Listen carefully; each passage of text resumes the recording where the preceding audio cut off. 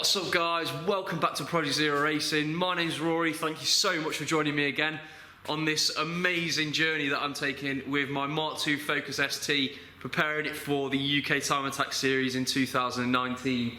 Today we're going to have a look at some new parts that I picked up over the weekend from one of my good friends that has unfortunately stripped his Mark II Focus RS Time Attack car, which is a little bit upsetting, but obviously the phoenix must rise from the ashes. This is the Phoenix. So, unfortunately yesterday, I ended up at his house and we pretty much stripped his car of all its parts. Obviously, you know, the Phoenix was going to rise from the ashes here. In terms of, I've actually had some bits off him that are going to be going to my race car. So his car is going to live on in some way, shape or form in my car. But yeah, so today we're just going to have a look at some of the bits that I picked up yesterday. We're also going to talk through what's going on with the shell and what I've done to it since the last time I updated you. So yeah, keep watching. Okay then guys, so some of the parts that I've acquired over the last couple of weeks/months. Obviously the white line anti-roll bars that I did the review video on about 3 weeks ago, which is in the annotations now. So we've got those here. What else have we got then? So, bang smack in the centre behind the anti-roll bars, we've got a set of the KW Club Sports from Mark II Focus RS. Now these are a bit special. They come with custom spring rates which were specifically designed for Time Attack and also for the car that they're going to be going on. This one here. Behind them, we've got a little turbo blanket. Obviously, I'm going for a new manifold setup, so I wanted to try and keep the temperatures down a little bit and try and get the heat away from the engine. So we've got the turbo blanket just there. Behind that is something a little bit special. That is a Pro Alloy radiator for the Mark II Focus RS, but it's also been fitted with a Spal Automotive brushless fan setup, which will be on a switch within my dash and not ran off the thermostat like the normal fans. It'll give it a lot better cooling for the engine in terms of obviously getting the heat away in the coolant system. Either side then as well, we've got some full carbon fibre footrests for the passenger and for the co-driver, because I'm kind. Co-driver / passenger. Behind that then we've got some motorsports tow ropes or tow hooks which bolt straight into the chassis. They give a lot better pull-in position for if you ever go off the track. Instead of some of these crap tow hooks I keep seeing people putting onto grills and stuff like that and not secured onto the chassis, which does make me laugh, but hey. Over the back here then we've got some Raptor X. I've got another four boxes of this stuff, but this is what I'm going to be using to underseal the car with.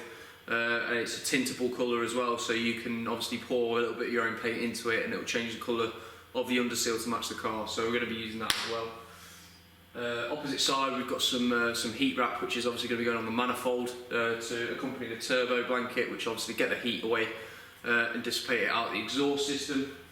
And then obviously in the back I've got two Cobra Suzuka Motorsports bucket seats.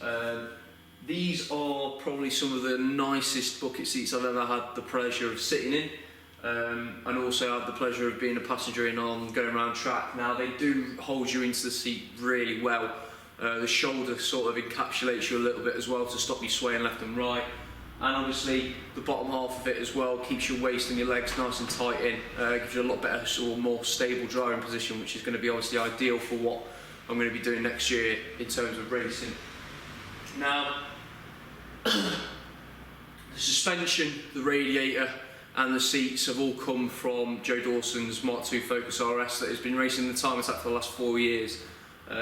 Joe's now decided he wants to go down a different route and has split his Focus RS basically for parts to try and recoup some more money, which was a little bit saddening when I first found out about it. Tried to persuade him not to do it, as did quite a few of the other lads, but unfortunately I think he had his mind set on what he wants to do. So yeah, so I've had a few parts off his car to obviously, you know, A, carry on the name of his car, and B, to really bring mine up to the sort of level that I need to be at in terms of the suspension as well when we get it out on track. as you can probably see from the last video, there's been some little more bits from obviously where we cut the rear arches out. We've done a lot of priming now. We've stripped back all the paint, we've primed it, we've made sure that all of the seams have been re-seam sealed to ensure there's no water ingress into the shell to try and stop the rusting as well. I'm going to show you around that quickly now just to let you see exactly what's been going off on that.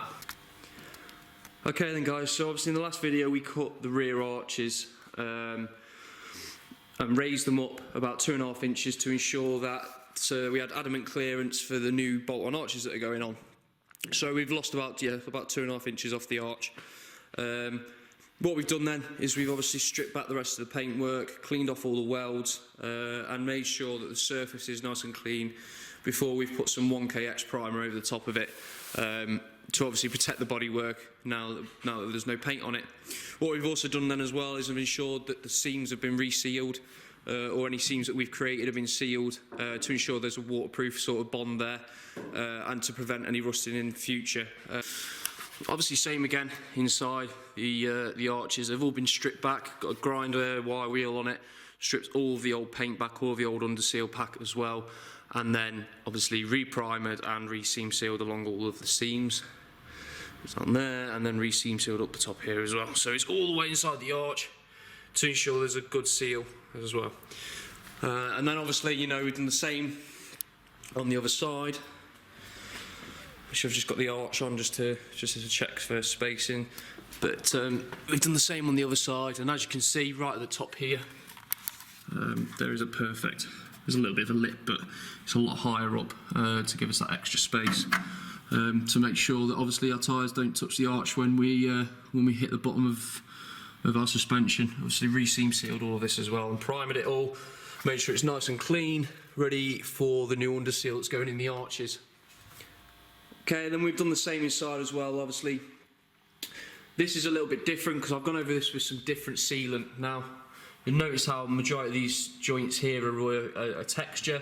Well, we've put some sealant over the top of it and primed over the top for this one, as we'd already got a layer of primer down on it. So we've gone over the top of it just to sort of blend it in to see what it looks like. And as you can see, it's hardly noticeable in terms of where it is. It's also on a few little cavities along the bodywork as well, along the shell. But it's hardly noticeable, and it won't be noticeable obviously once it's painted up as well. Now this is throughout the whole of the shell. There's numerous places along here that we've got it on. And come round to obviously the compartment, the passenger and driver compartment.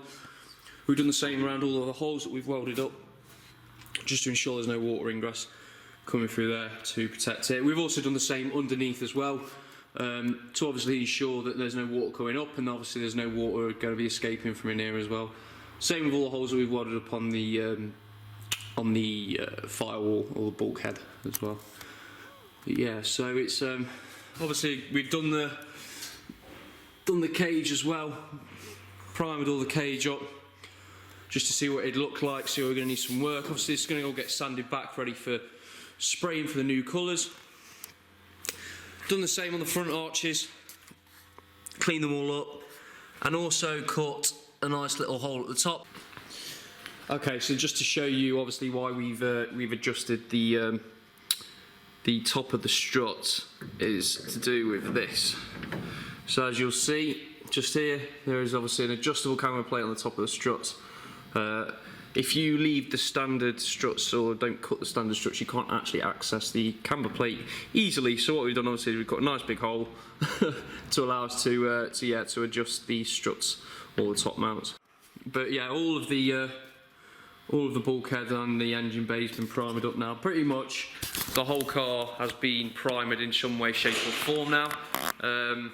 Obviously there's the rear quarters, the roof, that haven't been touched, and then we've got all of the bumpers and the rest of the bodywork, all the bumpers, the alloys, and a few other little bits that we've not done yet, because that's all going to get done as a one-off when we actually paint the car.